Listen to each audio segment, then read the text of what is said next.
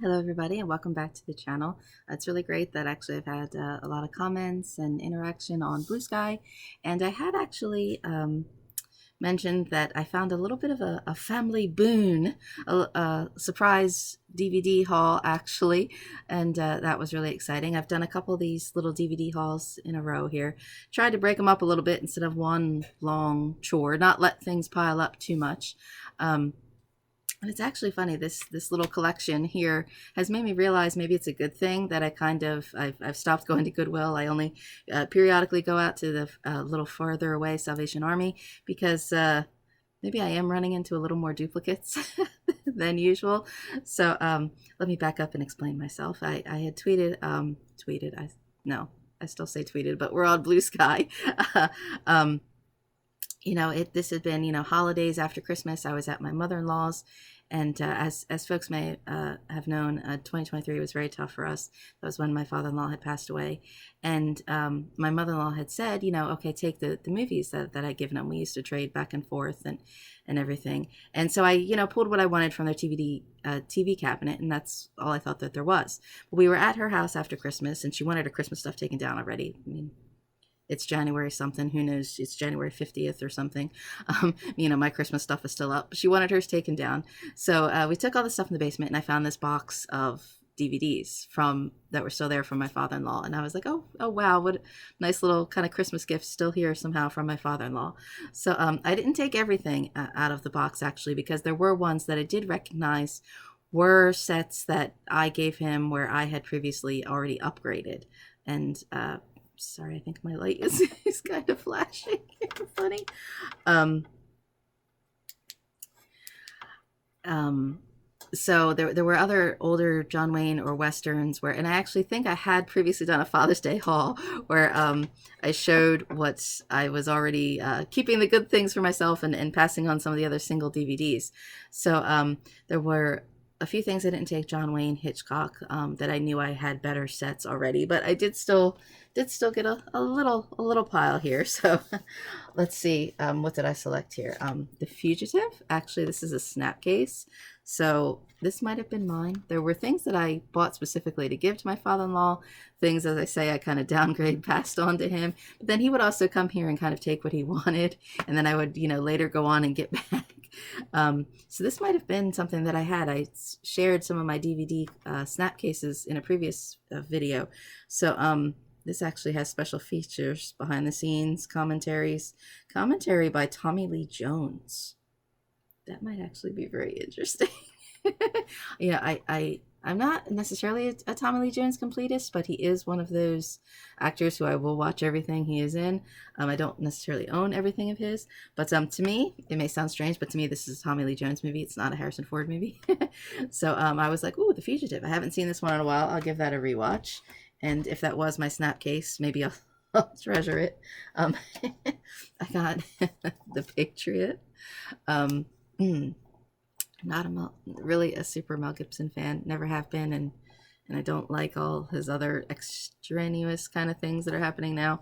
I like this movie when I first saw it. Just the colonial, even though the he certainly, it's not a historically accurate piece. He definitely bends the truth, just like some of his other things. But I do like this movie. I don't know if maybe I might think about it differently now. This also does have a bunch of special features. It said it was a special edition. So there's deleted scenes. Oh, there's a DVD-ROM web link. Oh, I wonder if that still works. Lots of different featurettes, behind the scenes, making of, concept art to film comparisons, photo galleries. Ooh. um, so I don't know if I can revisit this without having a little bit of contemporary rose-colored glasses or not. I don't know. We'll see. This is where I realize, as I say, I kind of got myself in a little trouble, because the trouble with Harry, if you can see, Outlier, Hitchcock, and this Lonesome Dove set, when I got home, I realized I actually already had them. So I don't know if somewhere along the line these weren't here and I got duplicates, or I got duplicates and realized I already had them and passed them on to my father-in-law. I don't know. So not, maybe I guess I'll give these to my dad now. um, you know, so it made me realize maybe I do, maybe I could have a little stay. I've been, for a while, I wrote some things, retro DVD things at InSessionFilm.com, and just, since the election, it's been very tough to write things. It's not always easy to be, cheery and smiley on video when terrible things are happening and people in this world are suffering. But, if I'm shopping less and actually getting back more into my DVD pile, TV on DVD reviews, hopefully. So, film catharsis here. Eldorado actually here also has a sticker on it. John Wayne, actually, now that I think about this, maybe I do also have this on another big John Wayne set. I don't know, but I was like, ooh, Eldorado. Eldorado versus Rio Bravo.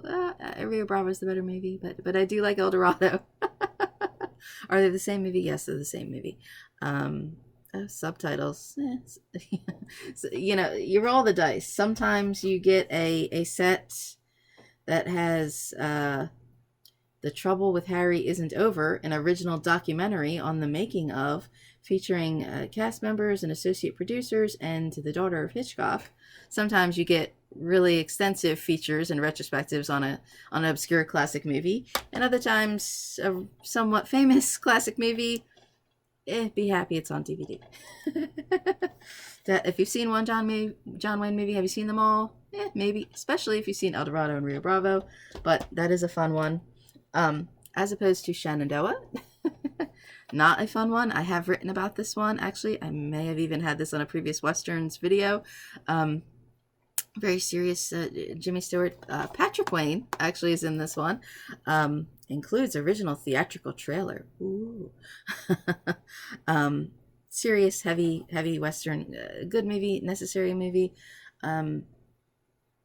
Again, intriguing, maybe looking at this rightly or wrongly with a contemporary perspective, because it's a family here that's making a stand on the Civil War, that they're not going to get involved, but consequences affect them nonetheless. Heavy, sad movie. Actually, I'm probably not in the right frame of mind to watch a heavy, sad movie. So actually, last one, maybe this will be a short video. The last one here, The Road. Now, I have to say, this is a very funny story, because as everyone probably knows, I'm sure, I've been going through this great Guy Pearce career rewatch. And I saw The Road is actually on some of the free live streams, fast services off and on. And I was like, oh, that's right. I didn't have that listed in my career rewatch, because Guy Pearce actually has a very, very small cameo. Blink and you miss it, probably wouldn't know it was him. And I do like this movie. Again, a very heavy... it feels long because it's such a heavy, serious, bleak movie. I was like, okay, I'm not including. I think this and the Netflix cartoon that Guy Pearce did a voice, the Australian thing on Netflix.